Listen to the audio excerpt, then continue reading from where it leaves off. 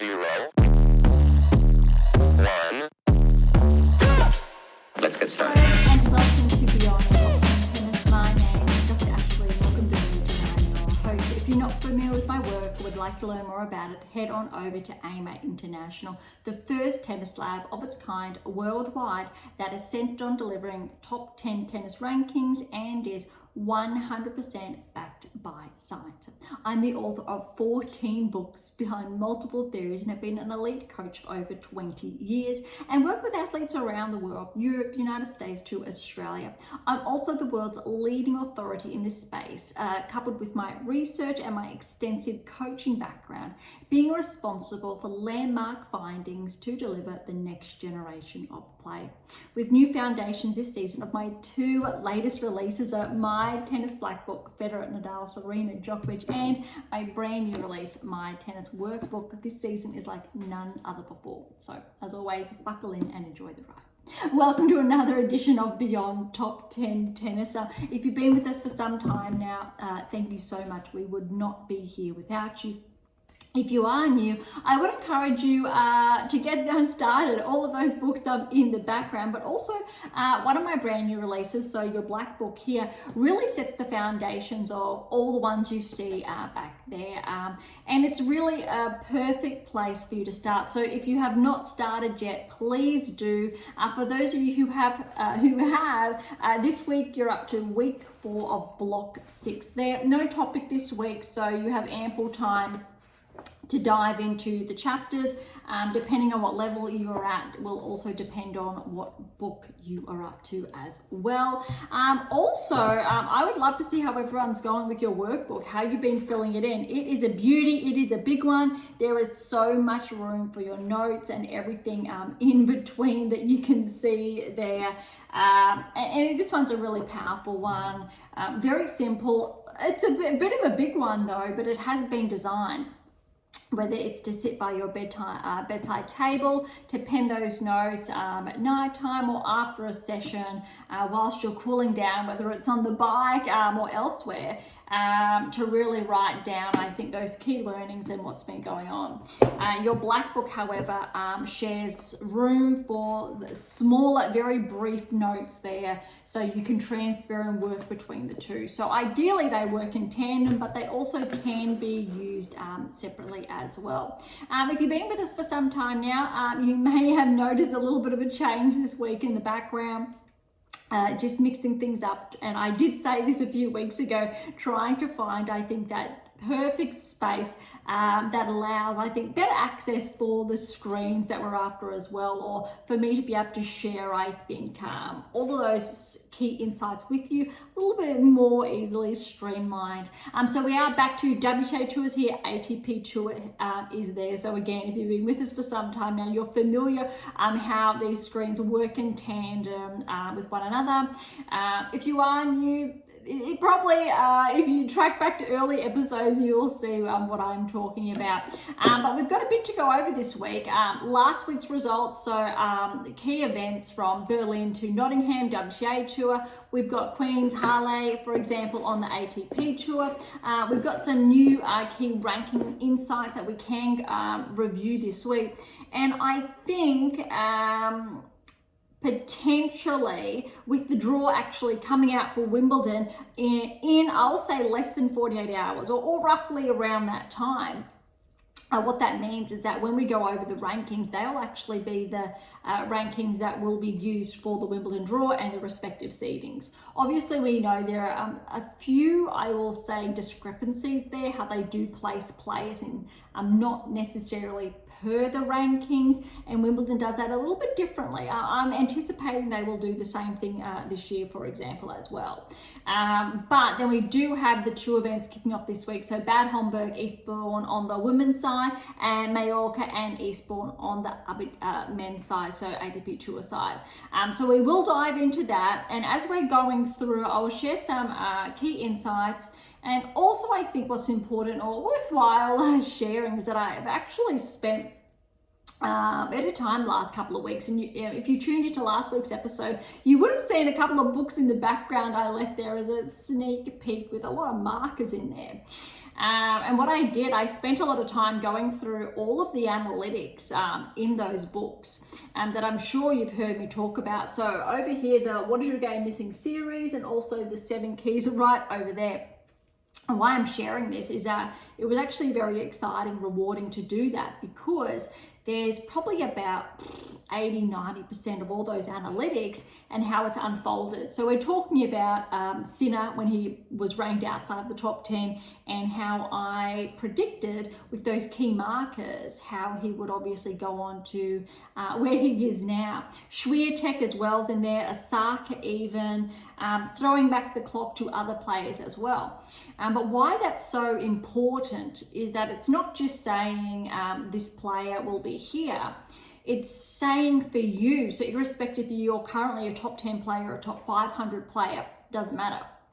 It's saying that if you actually follow these rulers, if you follow these key principles, you integrate the 7 keys, ultimately the 8th key into your game, which are very big in themselves. So big rulers you need to integrate into your game with your coach. And what happens when you do that. So there's no guarantee, but if you do implement those keys progressively, that's what happens. Top 10, Grand Slam success, multiple Grand Slams, etc. And that's why in the intro I say we are a world first, and I'm so excited to be able to share this with you. I guess weekly, sometimes more frequently in those special editions, because it's something that has never been established or identified before, and that's where all this work comes into play. It's that whole pathway to develop that top 10 tennis ranking, but more as well. So if you are currently ranked 80 in the world, there's a reason why you're struggling to shift forward. So in these books, for example, we have players that were ranked, say, around that 80 in the world ranking range 6 or 5 to 6 years ago, and some of them are still there or they never shifted. And we know why, how their game didn't progress with those key markers. We can look at players that were around that ranking range and then progressed. Pegula, for example, I predicted a couple of seasons ago when she was ranked inside the top 30, I think it was around 25 in the world, what would happen to her game, how she would be able to ascend inside the top 10. It was a huge if she was able to do all the markers I wrote down specifically for her game exclusively. So all of these markers are per player exclusively. So I think the results speak for itself. Number 3 in the world, and she's been inside the top 10 for a number of seasons now. So it's really about what happens, what you as a player are capable of if you integrate these key aspects into your game. And I've said this before, so a lot of you would have seen, or if you've been watching other players, top 10 players on tour, how a number of the top players have data people in their corner crunching the numbers. I can't be more clear by saying this is very different, very different. What you see those players or those analysts doing is that they're looking at the percentage points where the player to opponents are predominantly looking at their shots, etc., the placements, the percentages for their serve, weaknesses in that moment in time, for example. This is different. This is exclusively about your game, what you have specifically or full control of with your coach. And it's about, if you integrate these aspects into your game, what your opponent's doing will not stop you. Yes, depending if they've got the same rate of success as you do with these key technical metrics, for example, that's where those, we'll call it sister data areas come into play. But there's a very big stopgate, if you like, between the two. And when you follow or integrate those keys, so the 7 keys and the 8th key into your game collectively, essentially we're looking at reaching the pinnacle of play where you can almost be unstoppable. What's really interesting, for example, is that Swiatek had a higher rate of application in these areas over Sabalenka last season. This season, when you're really just looking at the data, Sabalenka's actually leading the way. So it shows why we've had a bit of a regression for Swiatek's ranking. We can look at Sinner Alcaraz. Alcaraz having a bit of regression. Sinner really leading the way, and then Alcaraz picking up that pace. You can look at Djokovic, why he's able to hold essentially his ranking inside the top 10 without playing as much as other players. Same with Zverev, for example, the longevity inside the top 10. Players outside the top 10, why that's the case. It is incredibly profound. Danielle Collins, for example, last season, I spoke a lot about how she'd be rejoining the top 10 before she did do this, and how she was able to maintain that top 10 ranking for most of the season. Also why there was that regression. So I think probably at least there's 90% of top 10 players, how we've been able to share those analytics, why and why they would be entering the top 10 if they maintain their current trajectory, the power of this data, and again, very different, very new, and how as a player or coach or even parent, you can pick up these tools, help your parent, help your child, coach, help your player, help yourself track towards the top 10, maintain the top 10 ranking, secure that hold inside the 8% that we talk about, opposed to the 2% that I've also spoken about. And there's so much more. Replicated success, why we know players go on to win multiple Grand Slams and or not. That's not the case, with a couple of anomalies in there.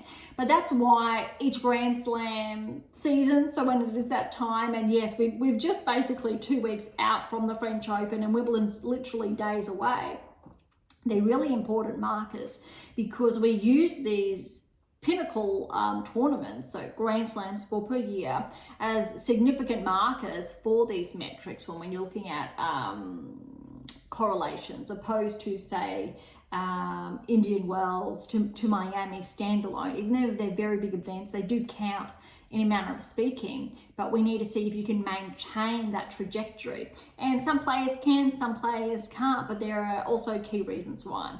All right, so let's get into all the players this week. I have noticed, or last week I think it was, or it was really, I think, a bit of a tongue twister, sharing all of the results specifically, and I have done that, I think, since Beyond Top 10 Tennis kicked off for the most part. So I think we're going to take a little bit of a step back from that, really look at more of if that player is tracking, if they are one of we've been reviewing, if they're new or not, and the reasons why, opposed to getting a little bit tongue-tied.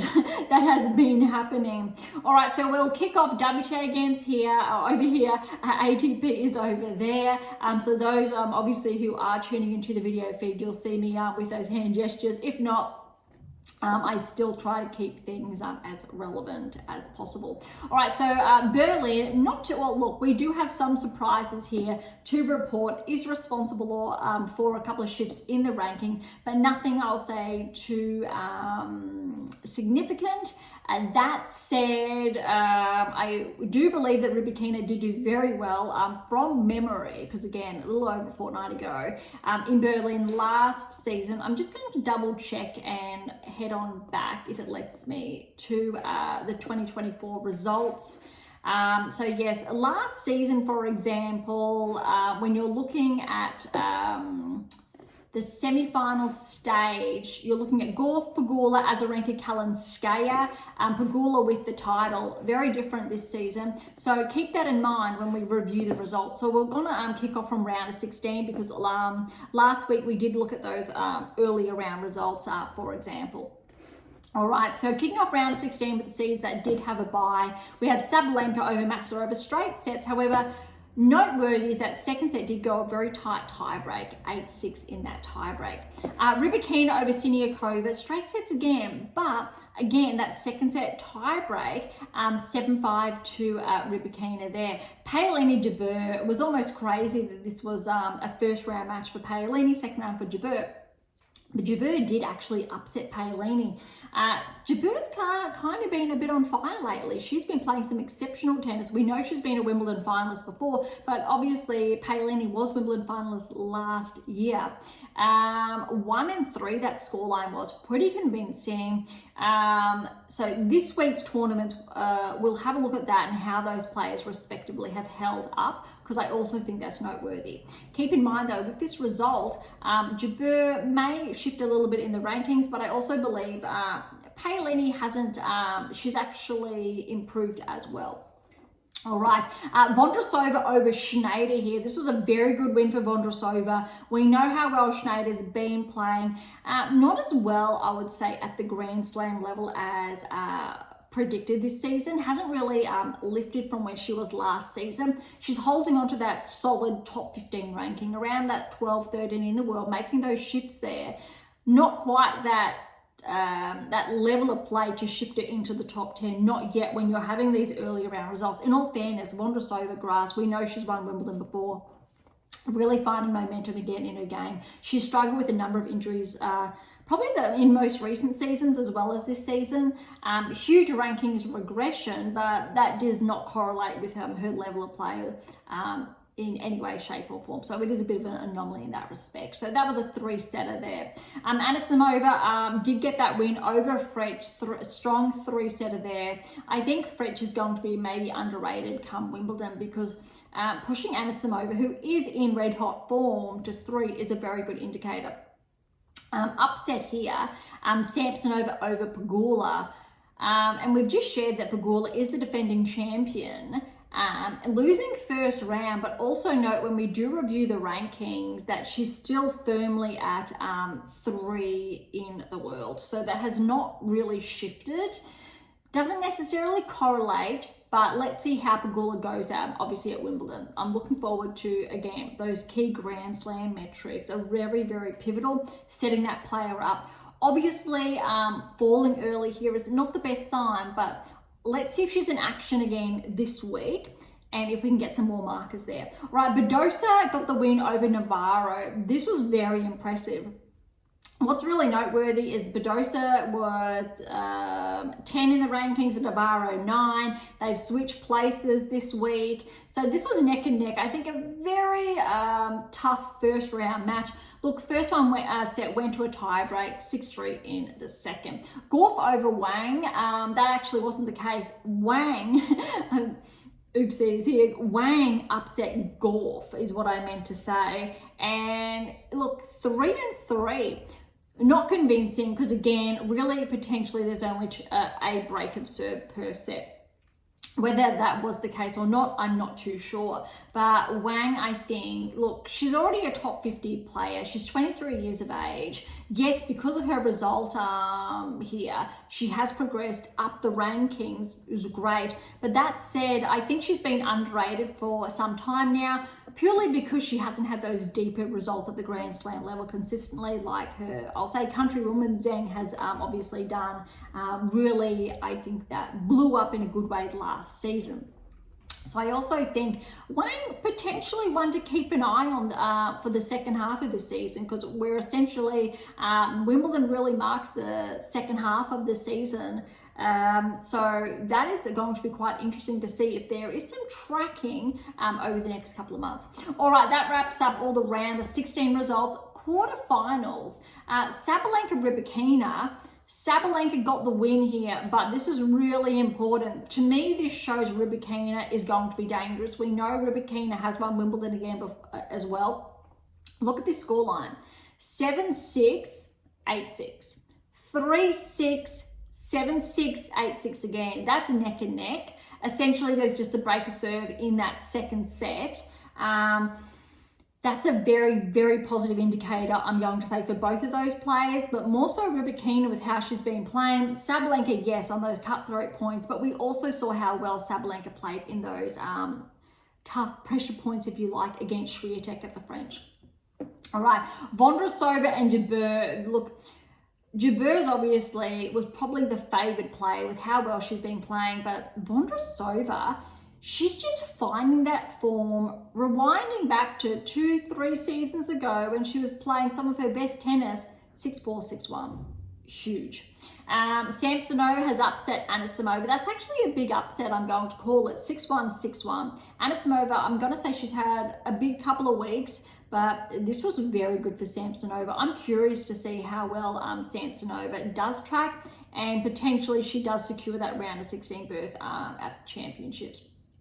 Badosa, Wang just blew Badosa away in that first set 6-1. Then unfortunately Badosa did have to retire. Not too sure if she's in action again this week. Hopefully Badosa's healthy for the championships. Semi-finals, we've got Sabalenka, Vondrousova, Samsonova, Wang. Sabalenka is the only seeded player to make the semi-finals. Just to put that into perspective, how many upsets there were in those earlier rounds. So Pegula, Gauff, Navarro, Badosa out. Just for perspective, obviously they're the ones that were seeded. Vondrousova, Sabalenka, first semi-final. I absolutely love this. Why? Because again, Vondrousova's playing that best tennis that we know she's capable of. Physically, she hasn't been able to because of, I'll say, those ailments, those niggles that she's had. Playing healthy, 6-2, 6-4 over Sabalenka. Sabalenka, who has to be the informed player this season. She's earned that #1 ranking. 2 Grand Slam finals, back-to-back. Of course, even though she fell at the final hurdle to Keys, Gauff respectively, she's still making it all the way, and she still had really impressive results between. She's switching from where I will say Swiatek was this time last year almost. So Sabalenka, she's actually red hot form, and that's going to be really interesting if it's too much. And it does kind of hold her back at the championships, or it's enough. She's really hit the sweet spot this time around, and she does progress. Keep in mind, Sabalenka didn't play Wimbledon last year, so she's actually got the potential to secure a lot of points potentially. That said, if Sabalenka actually loses first round, her ranking is not going to shift. So that's actually really interesting, and I think it's because last year it was something to do with her rotator cuff, and then she was obviously able to recover after a few weeks out, for example. All right, Samsonova, Wang was the other semi-final, and Wang, she's just playing some of the best tennis of her life. That's great to see. 6-4, 6-1 over Samsonova. The final, Vondrousova, Wang. Look, I actually think this final potentially was underrated for both players going in there. Sure, both unseeded. Yes, Vondrousova, former top 10 player. I think this time last year was still ranked inside the top 10. Wang, however, would have gone into the final really as the underdog, not expected really to push it to 3. It went to 3 though, and it was very, very close. Look at this first set tiebreak. 12-10 to Vondrousova. Then 4-6, third set 6-2. So yes, Vondrousova did run home a little bit in that third set. Huge win, I think, or performance for both players. But Vondrousova especially, that's really shifted her back inside the top 100. Absolutely, she belongs there. Vondrousova, when she's playing this level, she deserves to be ranked inside the top 20. We just need to maintain, I think, her to be healthy. All right, so the winner of Berlin from last week, Vondrousova runner-up is Wang. All right, over to Nottingham. So just for perspective, Berlin is a 500, so that will actually impact the rankings. Nottingham, however, is a 250, just to put things into perspective. All right, Haddad Maguire here was the first seed, and she actually fell to Kessler in the first round. And second seed is Torsen. She did get through that first round, even though we only discussed, I'll say, some of those first round results last week because not all were complete. We're going to kick off with the round of 16. All right, Kessler over Zhu, straight sets. Balta, a 3-set tough win over Cartel. Look, I've spoken a bit about Cartel. She is actually flying under the radar. What I like about her, she's playing the same type of tennis we saw that Lulu Sun did last season, and that big run. I want to say it was sort of the Wimbledon quarters, semis, let's say quarters last year. That was really solid, but well done, Katie, to push through there. Putintseva has fallen to Shramkova. Now that's an upset. Putintseva is a 4th seed. Very good win there for Shramkova in 3 sets. Noskova over Jones. Yes, Noskova I feel like is finding some of that form she had last season when she had that breakout round of 16 at the Australian Open, and she defeated Swiatek in the 3rd round along the way. Fernandez over Buska, straight sets. Again, I feel like Fernandez is finding a bit of her grass court form at the moment. Yastremska over Ruzic, good. Again, Yastremska, she's starting to find a bit of form again, which is really nice to see. Again, she was former top 30 last season, kind of been bumped down. But I think if she keeps this up, we should see Yastremska bump back into the top 30, potentially after the championships. Lynette over Zhu straight sets, a very good win there, and Torsten straight sets over Blinkova. Quarterfinal stage here, we had Kessler and Balter. Kessler playing some really, I think, fantastic tennis here, has upset Balter, the 8th seed, in 3 sets. That was 6-3, 3-6, 6-4. Shramkova with the win over Noskova. That's an upset as well. So 2 seeds upset here. That was also 3 sets. Yastremska over Fernandez, straight sets. That second set, though, was a tiebreak, 8-6. Again, all these seeds are being knocked out. The only quarterfinal with 2 seeds in it was Torsten and Lynette, so 2 and 6 seed respectively. Lynette has taken out Torsten straight sets. So all upsets. Every single quarterfinal there was an upset. As far as the semi-finals are concerned, Kessler, Shramkova, Yastremska, Lynette, and look, no favorites here. You need to say Kessler obviously was the favorite, taking out 2 top seeds, 4 and 2 over Shramkova, and Yastremska did actually upset Lynette, 6 seed in straight sets. 4 and 4, a little bit closer there. All right, final, we actually did see Kessler Yastremska. Kessler with this title, very good news for Kessler and her ranking, 6-4, 7-5. Yastremska making the final here is going to shift her ranking. Not too sure if it's enough to bump her back inside the top 30, but I definitely think she is going to be close. So we'll review that when we do get to the rankings shortly. All right, so Kessler, Yastremska, respective champion, runner-up for Nottingham. All right, over to Bad Homburg. Now, Bad Homburg, we've got Pegula as the #1 seed here, Paolini the 2nd seed. Swiatek, it is her first tournament back since the French Open. A little bit unusual not to see her as 1 or 2's, or one of the 2nd seed. I believe she is, I want to say, the 4th seed, yeah, and 3rd seed is Ondreva. So it really highlights, I think, how those rankings have shifted, but it is also a little bit odd. All right, so we will, starting first round here, top 4 seeds do have those buys, however. All right, kicking it off with Siniakova. She's got a very good win over Kudermetova here, straight sets, but 7-6, 7-5. Osaka and Danilovic. Look, Danilovic was probably favoured with how she's been playing, but look at this, all credit to Osaka. Not 1, but 2 tie-breaks here, and tie-break scores, both, was 8-6 to Osaka and 7-4 to Osaka. That's neck and neck. I really like that scoreline for both of those players. Navarra and Kostyuk. Look, Kostyuk's had some really tough, I think, second round results lately, especially in these events. She's definitely top 20. I think she's shifted slightly outside that ranking range. We'll review shortly.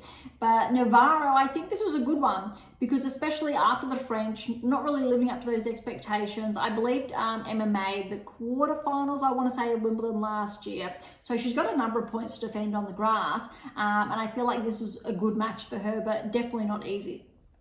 All right, Torsten, she is back in action over French, 3-set win there, and I feel like she really needed that.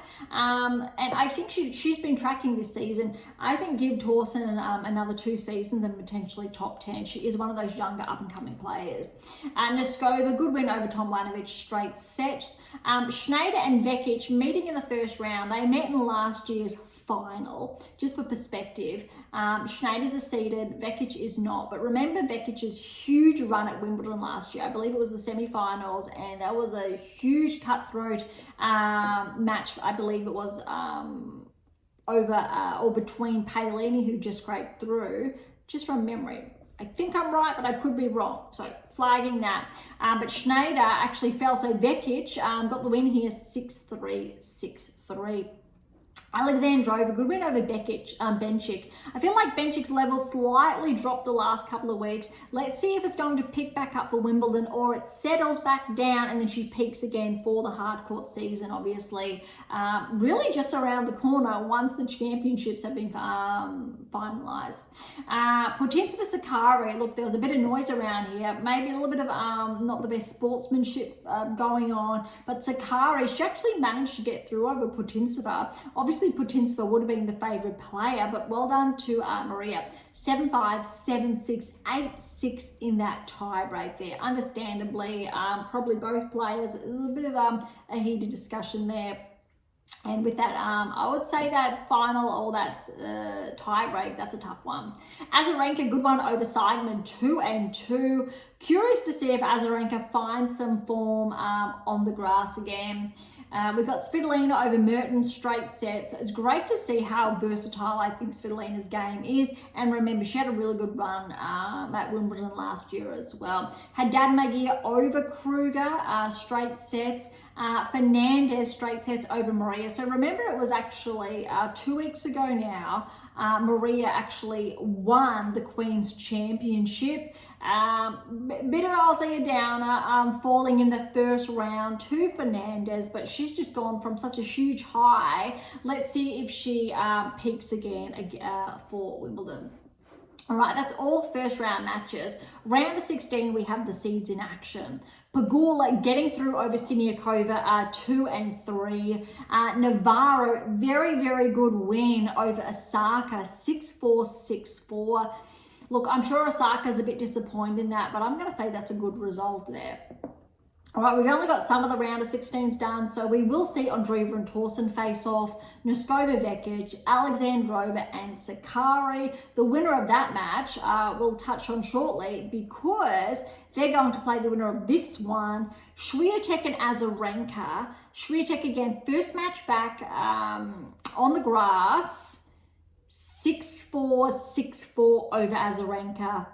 I like it. I was a little bit nervous, but I like that for both players. Swiatek finding, I'll say, her ground. I really want to see if she gets a couple more matches under her belt to really gauge if she's positioned in a more positive way for the championships to go, I'll say, further.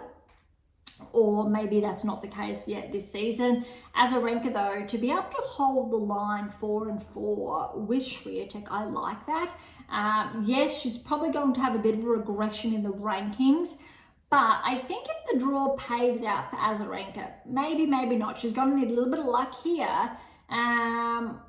Maybe she could be a little bit dangerous, and I'd really love to see that for her. All right, and then we've got Svitolina and Haddad Maia. They're going to face off. The winner of that is going to play the winner of this one, Paolini Fernandez. And you heard me say how well Fernandez played almost last week. This goes to show how she's been picking up her form on the grass, because Paolini, again, she needed this win after going out early. I want to say it was to Jabeur the previous week. 7-6, 7-6 to Paolini. 2 tie breaks again. 10-8, 8-6. So that was neck and neck. Fernandez, well done, pushing, I'll say, Paolini that far. But let's see if Paolini can really hone in her game in time for the championships. Is she informed to maybe make the final again? I just want to see a little bit more, or especially those initial rounds of the championships, to see obviously who's in form to progress a little bit further. All right, so Paolini will play the winner of Svitolina, Haddad Maia. Swiatek is going to play the winner of Sakkari, Alexandrova. And I've already touched on those earlier matches. But then also Pegula and Navarro are going to face off in the quarterfinals. That's going to be really interesting. Obviously, you need to favour Pegula, but let's see if Navarro can find that grass court form she had, I'll say, around this time last season. All right, so we will touch on the results of Bad Homburg. probably just before or in line with the championship. So there's a bit of a crossover here where we know Wimbledon's kicking off literally less than 24 hours after the final of Bad Homburg. It is neck and neck. Actually, looking at the dates, this one is meant to finish slightly earlier. So it is a shorter event, it looks like. Let's see if that holds true, because then we can report those results separately to obviously when the championships do get underway. All right, the other event that's on this week on the WTA Tour is Eastbourne. Also clarifying, Bad Homburg, it is a 500. Eastbourne is a 250, so similar order as obviously last week. For perspective, first seed here is Kazakhina. And Krejcikova is the second seed. Again, Krejcikova is the defending Wimbledon champion. All right, big upset, I will say, first round. Lulu Sun, we haven't really seen much of her the past season since peaking at Wimbledon last year. She's upset Kazakhina first round, 7-5, 2-6, 6-3. I love that for Sun. And this is great. This is perfect timing. Let's see if she can get a little bit of momentum here and hold that through come Wimbledon. Buskova has fallen to Blinkova. So Blinkova with the win there in 3. This is an upset. Mega Joint, the up-and-coming Aussie. She just keeps going from strength to strength. I am so impressed with her game. I think she's still 18 years of age. Again, I've touched on she was going to play in the NCAA last year, just after the US Open, decided to go pro, and now she's almost pushed inside the top 50 in the world. That's a huge accomplishment. I don't think Australian tennis has actually seen a player at this age peak like this since maybe Sam Stosur. But I think Stosur was maybe a little older. Ash Barty peaking was a little bit older. Yes, she peaked in doubles. Dokic maybe could fall into that category. That's a while ago now. I feel like I could be forgetting something. Yes, we've seen it on the men's side, obviously, with Hewitt, etc. Those who are wondering why I'm rambling about Aussie tennis, Beyond Top 10 Tennis is based in Australia, although I do hold or endeavour not to be biased. All of my work it's global, it's international, so I was not honed in on Aussie players, and I've talked about that, why previously. But very good win for Joint over Jabeur, 5-2. Has to be undoubtedly one of the best wins of her career. Raducanu, a very good win over Lee. It did go to 3. First set was a tiebreak that went to Lee, and then Raducanu picked up. I'm curious to see how she goes in the second round because she's got Joint next. And that's going to be a very good, I will say, gauge for where both of those players are at. Birrell's actually upset Kennan in the first round. That's a huge win for Kimberly. She's a local Gold Coaster, really just finding her form in the last 6 months, peaking inside, I'll say, the top 100, top 80.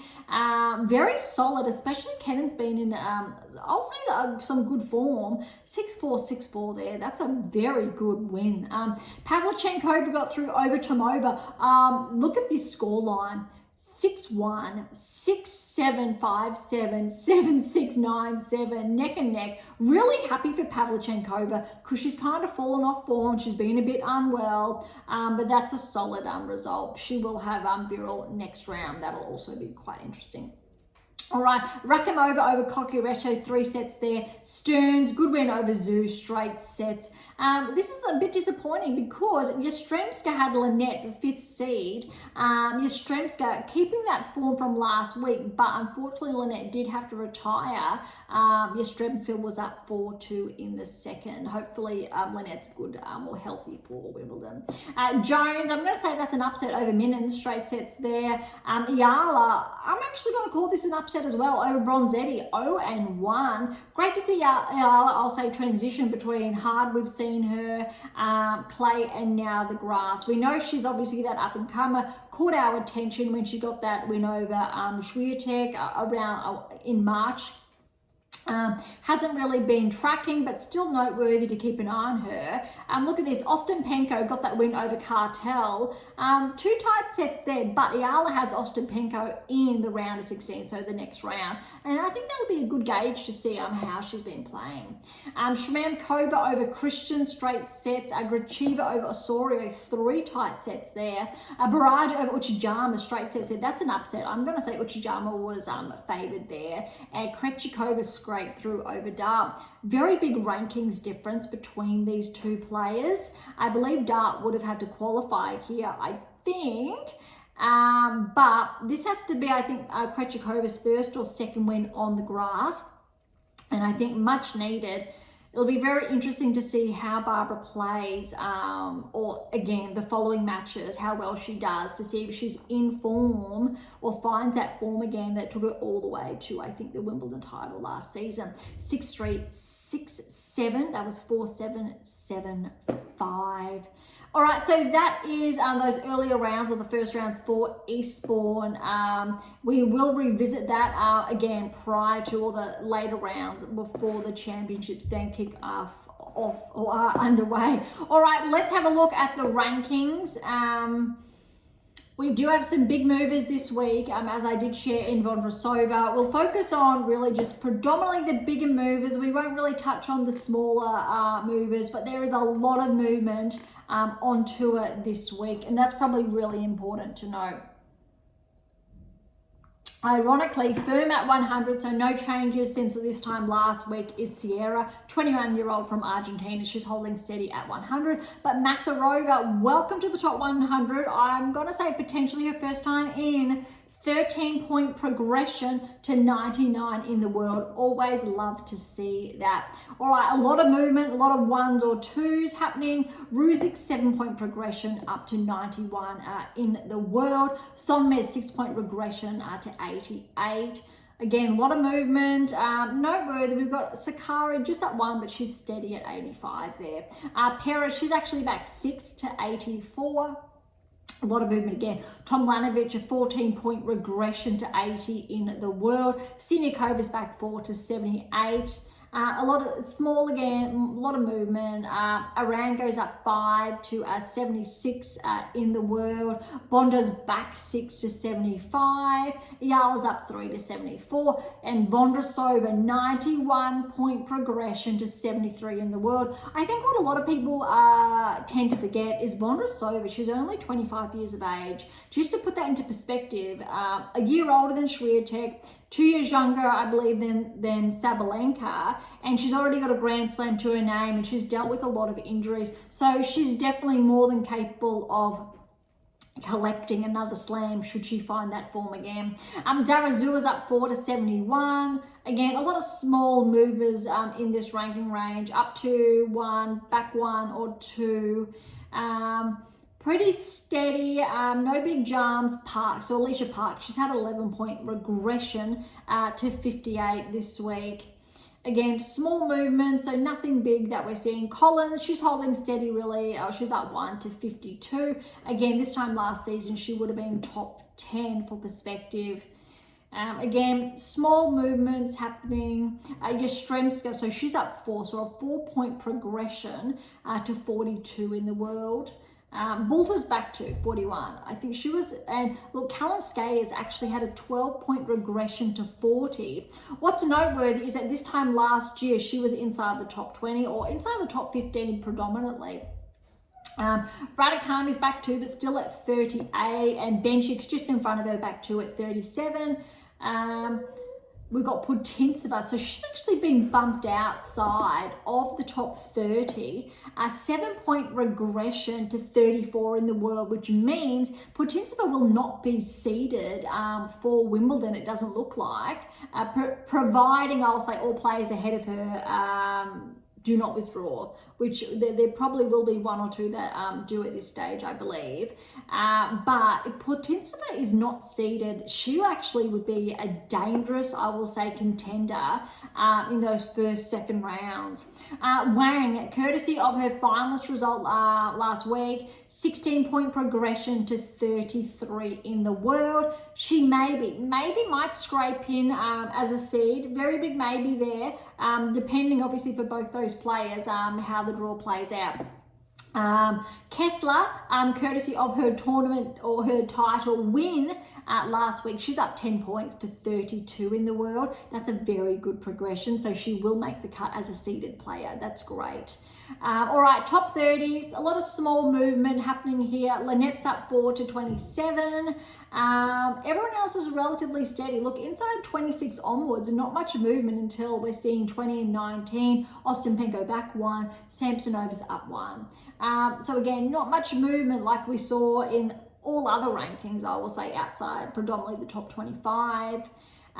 Everyone's still pretty steady here, no movement. But as far as points are concerned, Schneider and Rybakina, 12 and 11 respectively, a little over 200 points separating the two. But similar range from Schneider and Anisimova, who's at 13, 200 separating. Similar to Svitolina. And Makova Svitolina are actually about less than, I think it's about 50 points separating them. Very, very tight. So again, the top, I will say 17 are literally only separated by around 200 apiece or less. And that's noteworthy. But as far as Rybakina and Navarro, who's at 10, are concerned, there is still a little over 200. I think there's almost 250 separating. So Navarro's back 1 this week to 10. Badosa's up 1 to 9. They're only separated by, I'm going to say, less than 100 points, which is a little bit noteworthy there. So they probably will be changing in between. As far as I'm going to say their ranking range is concerned, Swiatek is still at 8, but she's leading by around 900 points. So we shouldn't see that shift too much. That said, the gap between Swiatek and Andreeva, who's at 7, it's really small. It's about 20 points separating the two. And as far as I'm going to say Andreeva and Keys are concerned, there's about 40 points, 30 points, separating those two. So as far as 8, 7, 6 are concerned, it's a very, very small margin. Zeng's back 1, Paolini's up 1, so they've traded places to 5 and 4 respectively. But literally the gap between those two is 3 points, but they're still around 150 separating, say, Keys from Zeng, for example. Pegula has a huge lead now. She's extended that by about, I'm going to say, I'm doing the math quickly, 1,200 points. A little bit more than that. So probably, most likely, Pegula is going to hold on to that. Gauff is actually less than 2,000 ahead. And then we've got Sabalenka. She's solid. She's run home. Almost has that 4,000 point lead. Keep in mind, Sabalenka, again, no points to defend at Wimbledon. Paolini, though, if she does lose points at Wimbledon, so if she doesn't make the finals there, she's still most likely guaranteed to hold on to that top 10 ranking. That probably most likely will be the case. So we kind of very similar to Swiatek's points and how well Paolini did last season as well.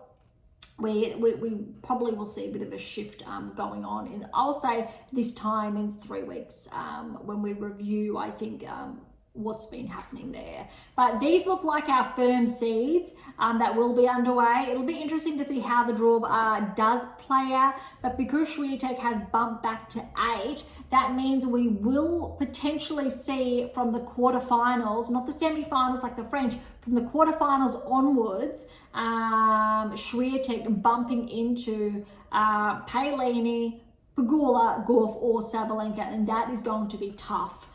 Really interesting. So I'm looking forward to the championships to see how these rankings not only play out, but also who's going to be in form, who's maybe not in the best form, but really there's definitely going to be an anomaly, I think, coming through at this year's championships. All right, WTA Tour done. Let's head on over here, ATP Tour. Let's kick things off with, I want to say it is Queens. So Queens was underway, HSBC Championship. So yeah, Queens last week. So just a gap between obviously when the women's did, we talked on that last week, is the men's this week. We did touch on Alcaraz as the number 1 seed. Second seed was Draper. We did go through, I'll say, some of those first round results last week, so I won't redo. Kick off with the round of 16. Alcaraz, again, first match back, I believe, since obviously winning the French Open. 3 sets win over Manar. He was pushed though, but that was, I'm going to say, a good match, first match back. Very, very close nonetheless. I can't overstate that. Rinderknech over Opelka, 5 and 6, very close. Rune, good win over McDonald, but he was pushed to 3. Bautista Agut upset Menzik in the round of 16 in 3 sets there. That is a big upset. Lecheka over Diallo. Let's remember Diallo's been in really good form. He has been tracking this season. Lecheka, though, he has actually been very stealth, very underrated this season, and I think he's actually going to be a bit of a dark horse, potentially Wimbledon. He may very well make his breakthrough round of 16, I think, potentially at the championships. And he may be dangerous if he's not seeded, but I think after Queens, he definitely will be seeded. Fernley over Moutet, so that's in 3 sets there. Nakashima over Evans, straight sets, and Draper over Popyrin, but this was tight. That 3rd set there, Draper got in a tie break, 7-5, neck and neck. To me, that says Popyrin potentially could get a round of 16 at Wimbledon. Let's see if he can do that. I actually think Alexei, with his serve, may very well be able to. But we did see, I will say, some gaps in his game during the French Open. So I'm not too sure. I don't want to put anything set in stone, but I still do like that from Draper. All right, moving on to the quarterfinals. Alcaraz, a bit more convincing now, straight sets over Rinderknech. Rune has been upset by Bautista Agut, turning back the clock. We know Bautista Agut, former top 10 player, but literally from, I think, 5, 6, maybe 7 seasons ago, but 3 sets win there over Rune. I'm not too sure how Rune's going to go at Wimbledon. That's going to be interesting. So we don't have too much to go off. I'm not too sure if he's in action this week. Let's see. Lecheka, straight sets over Fernley. Draper, 3 sets over Nakashima. So Draper's been pushed back to back, 2-3 sets. A little bit more convincing here, but still very tight 3-setter, which actually makes sense because look at this semi-final. Alcaraz, Bautista Agut, Lecheka, Draper. Alcaraz 4-4 over Bautista Agut. That's close. That's actually closer than I would have anticipated. And Lecheka has upset Draper in the other semi-final. Another 3-setter for Draper. So he's had his time on the grass, but 6-4, 4-6, 7-5. Really close, but that's actually a very solid win for Lecheka. Lecheka got through relatively smoothly compared to Draper. That's 3-setters back to back, which means for the finals, Alcaraz holding up his end of the bargain as the number 1 seed. Lecheka having his breakthrough. Look at the scoreline. 7-5, 6-7, that's 5-7, neck and neck. 3rd set, Alcaraz really pushed through, 6-2 there. I'm really impressed, not only with Alcaraz finding that form on the grass, but Lecheka, to me, that's a really positive sign for Lecheka going into the championship. So for Queens, we've got Alcaraz as the champion, Lecheka runner-up. Right, over to Halle, and look, we've got 2 500s back-to-back. So Queens is a 500, and Halle is a 500 as well. Sinner, the number 1 seed here, and Zverev as the 2nd seed. I'm going to skip over the first round. We had a look at some of them last week, but let's start at the round of 16.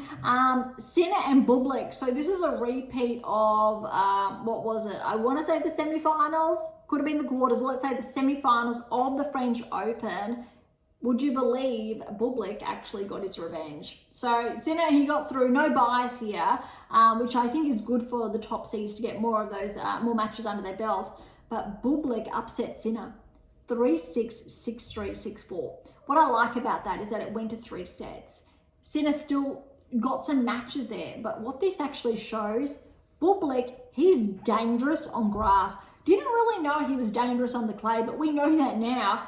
Really finding that form that actually had Bublik I think it was about 18 months ago, he was actually ranked inside the top 20. Then he had a bit of a steep regression, but with how he's been playing from the French to now, that is, I think, Bublik's going to be a dark horse for the championships.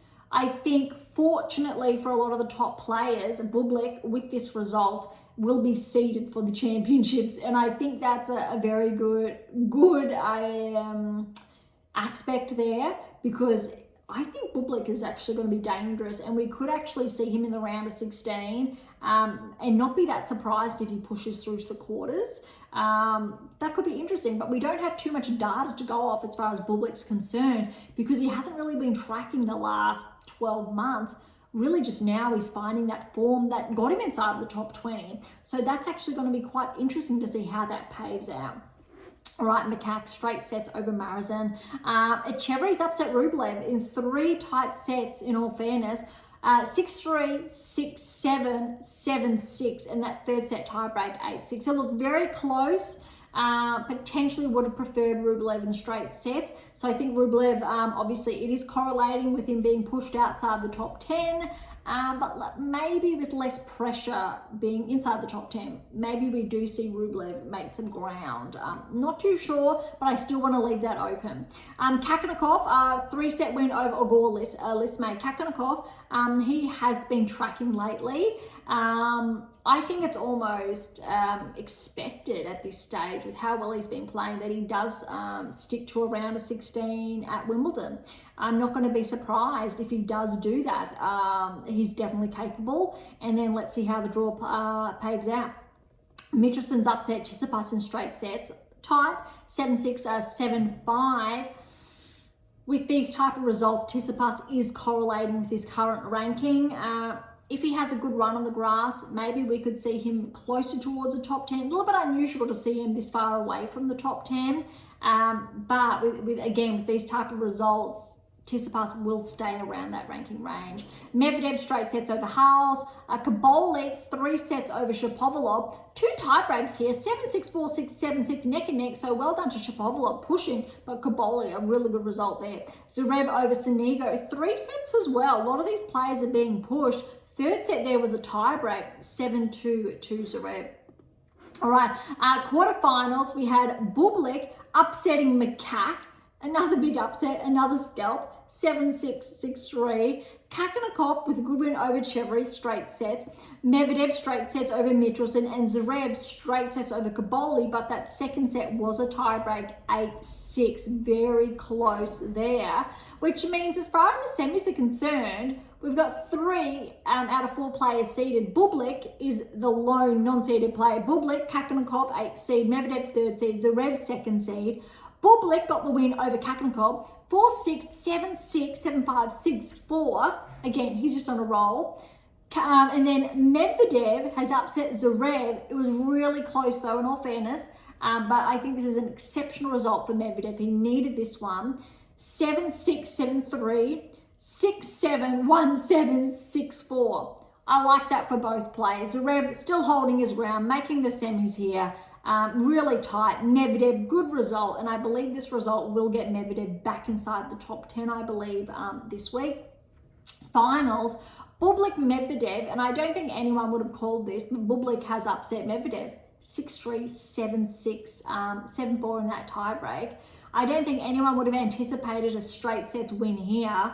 And this really is pushing home how well he's been playing. Bublik playing some of the best tennis, I think, of his career right now. Let's see how long he can make that last, if this is his new baseline or if this is a peak he's just riding and seeing what happens. Potentially the later, but still I think Bublik is going to be quite dangerous for Wimbledon. All right, so Bublik and Medvedev champion runners up respectively for Halle there. All right, this week we've got Mallorca and Eastbourne, so let's dive in. Both 250 events. Shelton's the #1 seed in Mallorca. Second seed is Ogor Lismay. We've got, I think, most of the first round ones to go over. Team straight sets over Engel there. Mute, 3 sets win over Martinez. Altima, so remember how well he played at the French, a 3-set win over Fognini. Holt, 3-set win over Bonzi. And look at this one for all of the Aussies tuning in. Tomic. Now, beyond top 10 tennis, I am based on the Gold Coast, Queensland, Australia. We've had Stoza come out of here. Burrell's currently playing out of here. Ashley Barty is, I'll say, a stone's throw away. So she's still in the southeast from here. And Tomic. So a lot of people may not be familiar with him. He's a local. He was an up-and-comer. He was, I believe, he got a career high inside the top 20 probably about 9 years ago now. Then he had a very big regression. He actually qualified, and he's ranked 250 something in the world.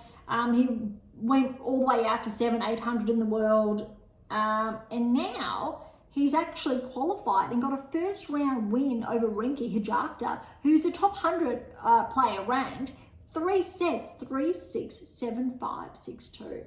And I do say that, so if you are again curious about or wanting to head towards that top 10 ranking, Beyond Top 10 Tennis or AM8 International is in probably one of the best hubs in Australia. I'm a little bit biased there. All right, Bautista Agut, keeping that form, 3 sets win over Echeverry with how well he's been playing, and Diallo, who's upset. I'm going to call this, well, not quite an upset. Munar played some really good tennis at the French, but Diallo, again, he's been tracking 7-5, 6-3 over Munar. Dejeri over Boo, straight sets. Quinn qualified, and he has a straight sets win over Carabelli. We've got Mueller. He's been upset by Souflin. So Souflin, very good win there, 7-5. So 7-6, 7-5. Medjelovic, straight sets over Basavetti. Rindenek over Zuma in 3. And that caps off all of those first round matches there. All right, so that is the Mallorca. Let's head on over to Eastbourne. Again, number 1 seed here is Fritz, and Paul is the number 2 seed. Let's also see how far Paul will go this week, because he has been bumped outside the top 10. Just with Medvedev tracking as well. So we will review the rankings very shortly. All right, so looking at those first round results, we got Fonseca over Berge, but this was really tight, that first set. Berge got the first set in a tie break, 10-8, brutal, but then Fonseca, he got those next 2 sets, 6-love, 6-3. Very curious to see how well Fonseca performs at Wimbledon, but without a doubt, I think he's going to be probably a bit of a dangerous first round contender there. All right, Giron, straight sets over Darderi. Fernley, straight sets over Kaboli. That's a very good upset for Fernley. We've got Opelka. Good win over Lofhagen, who's a qualifier, but look at this scoreline, 7-6, 3-6, 7-6. Opelka could be a bit of an underdog there. Let's see. I'm not going to be surprised if Opelka pushes through to the 3rd round of the championships. Duckworth over Vukic in 3. Davidovich Fokina, straight sets there over Seng. A little bit of a trouble in that first set. Harris over Norrie. I'm going to call that an upset, straight sets. Bellucci over Harrelson, straight sets. Sanika over Marazin, straight sets. Borges, 8 seed, 3-set win over Pennington Jones. Brooksby over Komisana, straight sets. Evans over Kekmanovic. That's a bit of an upset. I'm going to call that 3 sets there, 3-6, 6-4, 6-4. Evans will play Paul in the 2nd round. Davidovich Fokina will play Duckworth, Opelka Menzik. Just a couple I'm going over. And Fritz and Fonseca. That'll be interesting. I think seeing how Fritz plays against Fonseca, or vice versa, how Fonseca plays against Fritz, will be a very good marker to see or to go off with on how Fonseca's level is against the best in the world leading into the championships. Because we know Fonseca's taken out seeds before, but I think this will be quite interesting to just be able to have a look at prior to Wimbledon.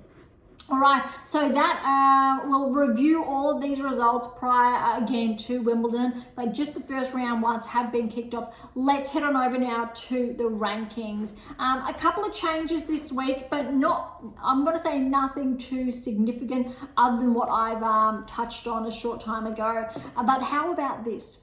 Kicking off at 100, we have Carlos Tabiner, 27-year-old from Spain, 30-point progression to 100 in the world. Well done to Tabana there. Bassaveti's back inside the top 100. 3-point progression to 99 in the world. All right, I'll focus on the bigger movers again this week. So we've got McDonald, 8-point progression to 90 in the world. Hajaka's had a 14-point regression to 88 now in the world. Silic, he's had a very good week. I'm going to say it must have been on the Challenger circuit with the 125 progression there. 16 points, 16-point progression in the rankings to 85 in the world. We know how well Silic's played him at Wimbledon before. Maybe he can rewind the clock and maybe have a few upsets in those earlier rounds. Mute, 6-point progression to 83 in the world. Not as much movement in this ranking range as the WTA Tour, just out of interest. Small movement now we're seeing. Rinderknech, 10-point progression to 70 in the world. Goffman's had a 13-point regression to 63 in the world. Tabillo's up 5 to 60 in the world. Tabillo, former, I believe, top 20 player, I think from about 18 months, 2 seasons ago. Altima's back 7 to 59. Small movement. Moonark's up 5 to 54. Echeverry, 10-point progression to 53. Fernley, 9-point progression to 51 in the world. Fernley, 23-year-old Brit, I think he started the season around the Australian Open ranked around, I'm going to say 90 to 100 in the world. So he's actually been tracking quite well, almost breaking inside the top 50. Very, very close. Potentially next week we will see Fernley inside the top 50. A lot of movement now, but very small. The 1s, 2s, the 3s. Thompson's back 8 to 45. He did peak last season. I want to say it was last season, potentially beginning of this season, inside the top 30, but has slightly regressed. Bautista Agut, I think this has to be one of his ranking highs in the last probably 2 seasons. 8-point progression back up to 43 in the world.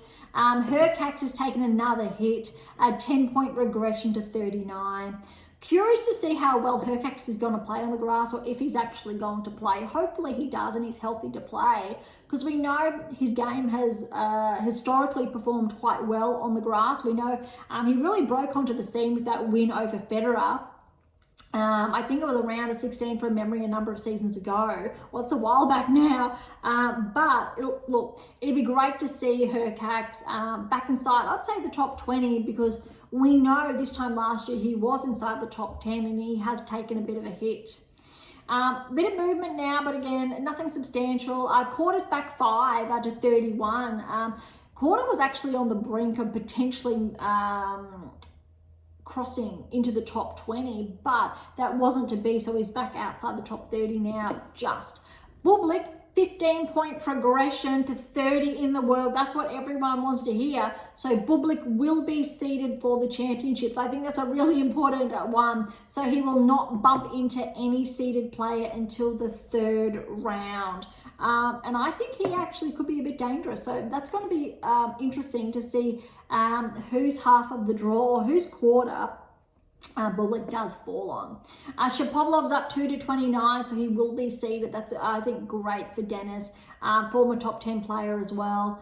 Bit of movement. Tsitsipas back 1 to 26. Lecheka, he's up 5 to 25 in the world. So yes, he will be seeded for the championships as well. Just a little bit of movement now. Dimitrov's back 2 to 21. Kakinov's up 3 to 19. Kakinov's really been holding on to, I'll say, that top 20 ranking for the most part of the last 18 months. Fields is back 1. He has already announced that he won't be playing Wimbledon, I believe. Not too sure how many points he has to potentially defend at the championships. So it'll be interesting to see if he does hold on to his top 20 ranking or not. Looks like he will. There is a good 500 almost point gap between himself and Menzik, who's just behind him at 17.